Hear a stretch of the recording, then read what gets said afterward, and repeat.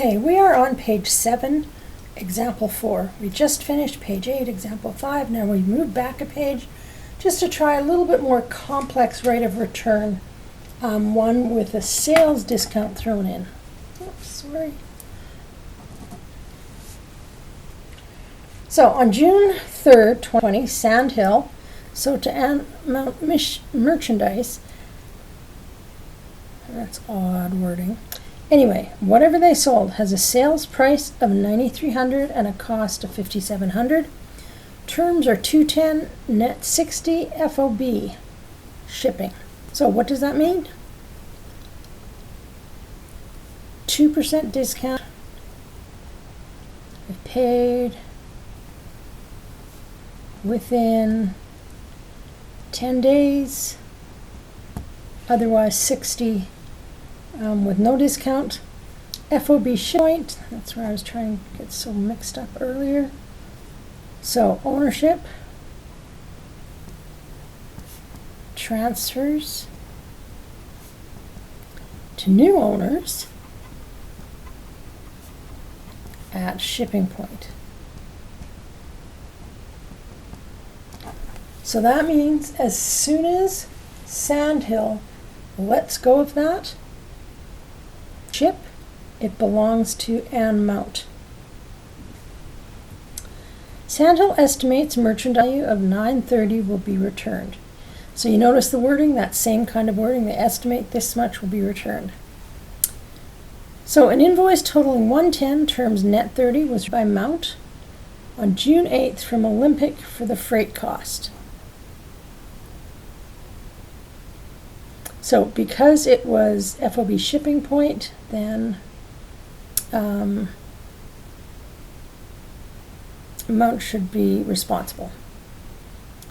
Now, on receipt of the goods on June 5th, Mount noticed that $700 of it had flaws.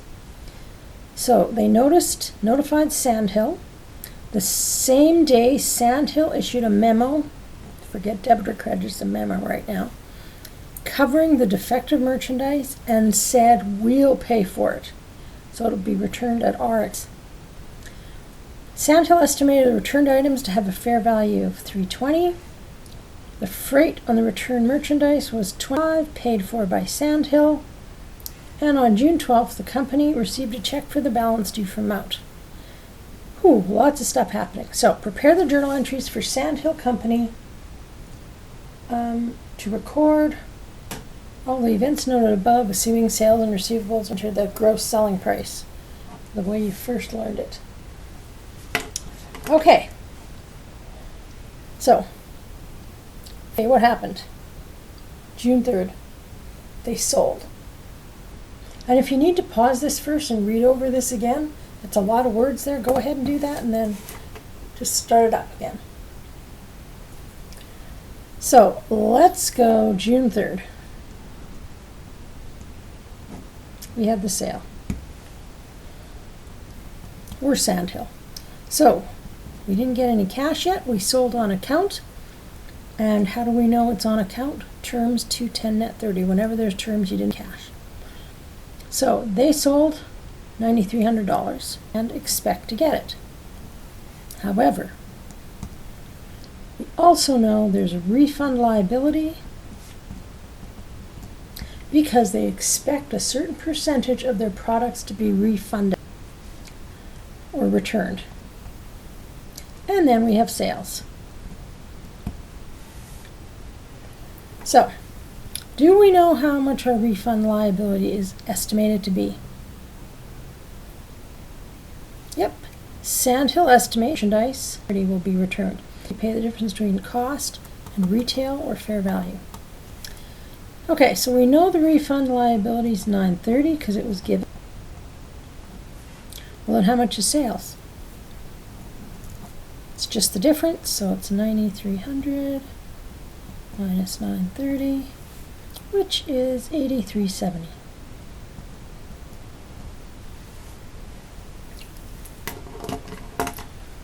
Now, what else do we always have to do? If we make a sale, we have to have cost of goods sold, or not cost of goods sold for inventory leaving. Okay.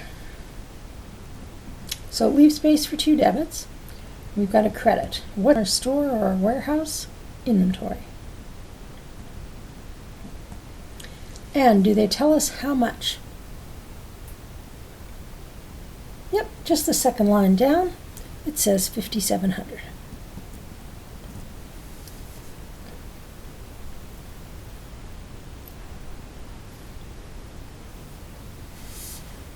Okay, now we know we're going to have estimated returns.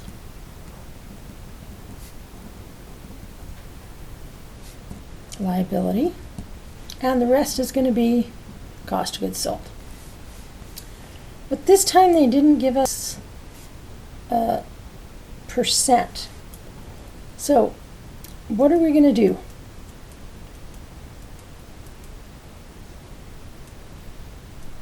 Well, we know this is 930. Which account does it match with? Returns liability? That's an inventory account. Ooh, that shouldn't be liability, this should be inventory. Estimated inventory returns.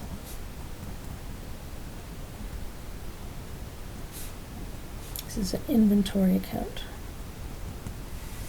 Sorry about that, guys. Okay, does this one match with the refund liability or with the sales? Well, cost of goods and sales match. This matches with the... So remember, this is all at cost. Is this at cost? No, it's not at cost, so we have to convert to cost. So convert to cost. The 930. And if you think back, not your gross profit percentage, but your cost percentage is what you need. So you take cost, 5,700, over the selling price.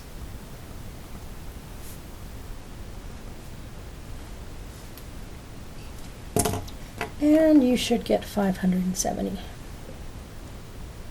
Sorry, it's a little squished in there.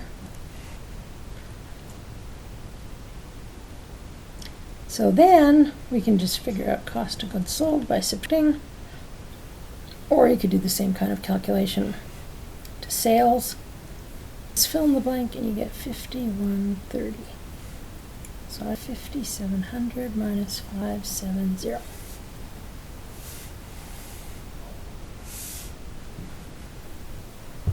Okay, so we should be good at those two now. Now let's look up at the next time something happened. Ooh, June 5th. There was merchandise that was damaged. So June 5th.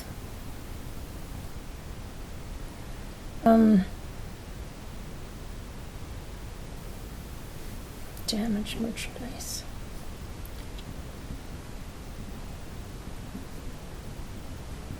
And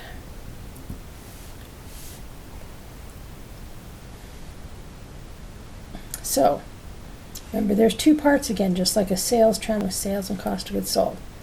So first, what are we going to do to AR? Debit or credit it?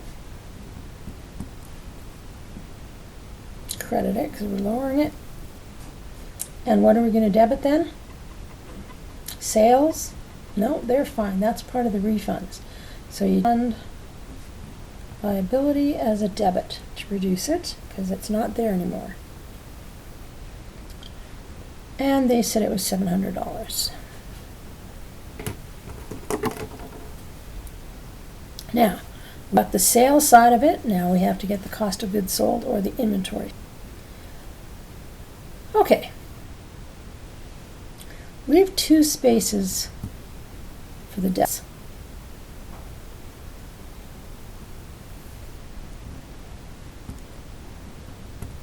Now, look back on the next page, at page 8, and let's take a look at what they did. They had a refund liability. Oh, one entry, and then the second entry they had the inventory. So they debited the seed inventory and credited the estimated inventory returns. So if it's not damaged, you put it back into inventory, okay? However,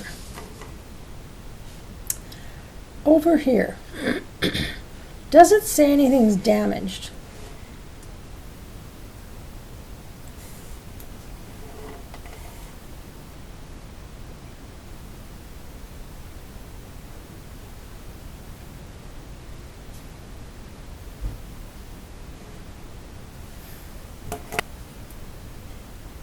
Okay, so yes,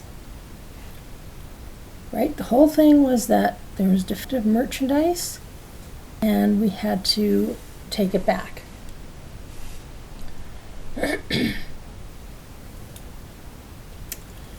So try and take a second. Well, let's try and get the credits and debits and then we'll look at the numbers. So we have returned inventory.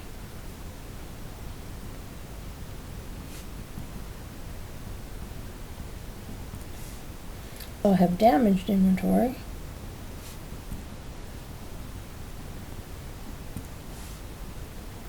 And the same thing we did in the other one, we credit, whoops, estimated inventory, excuse me, returns.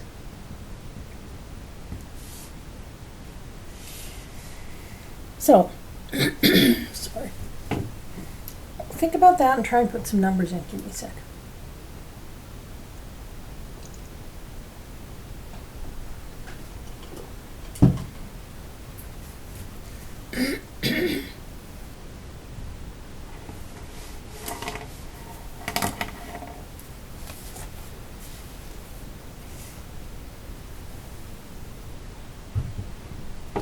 So in this case, we're returning inventory. However, it's been damaged, so it's going to lose some of its value.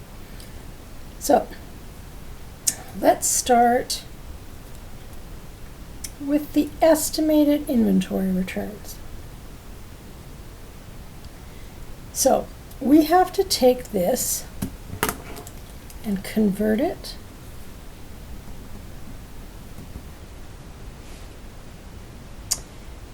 to cost.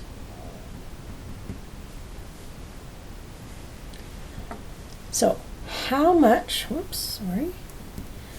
how much of estimated inventory returns were there at full value or regular sale price? Notified Sandhill that $700 of merchandise contained flaws. So he's talking selling price. So we take the 7 and what do we need it to do?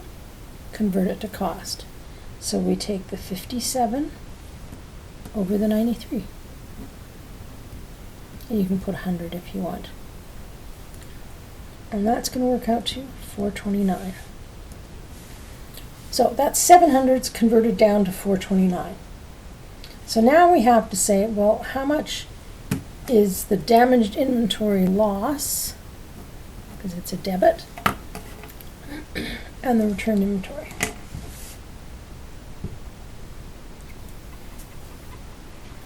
So they tell you the returned items have a value of 320 now. So Sandhill I'm talking. Notice here, Mount's talking here. They just know they bought $700 worth of stuff. That's selling price for Sandhill.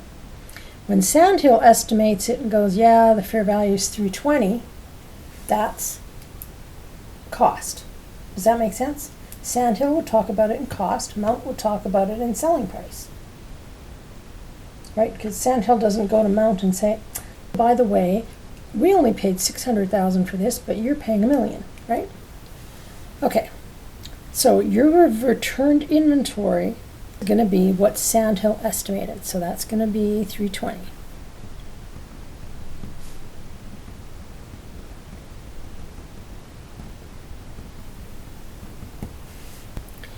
So how much loss did they actually experience?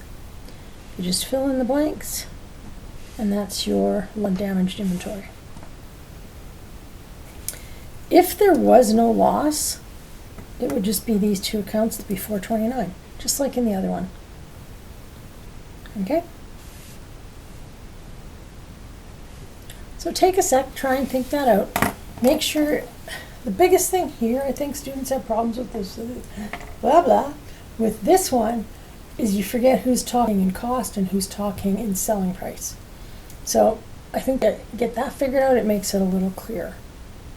At least I hope. Okay. Finally, on June 7th, we pay freight.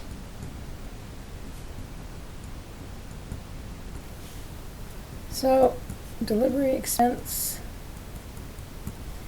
and credit cash for 25.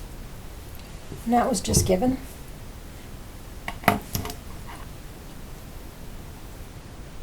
And now the very last one we have to do is June 12th. Mount pays. And this is going way back to your inventory chapter in intro. So, what are we getting? Cash. So, how much did they owe us? Let's look. In our AR account for them, we started with 93 on June 3rd. Sorry, 9,300 as a debit. On June 5th, we had 700 returned. So technically they owe 8,600. But what was the little caveat right at the top? Second line down. We sold it with terms 210 net 60. So it is now June 12th, and when did they buy? June 3rd. Are they within 10 days? Yes. So within 10 days, so we get a discount. 2% discount, which means what's left over, 28%.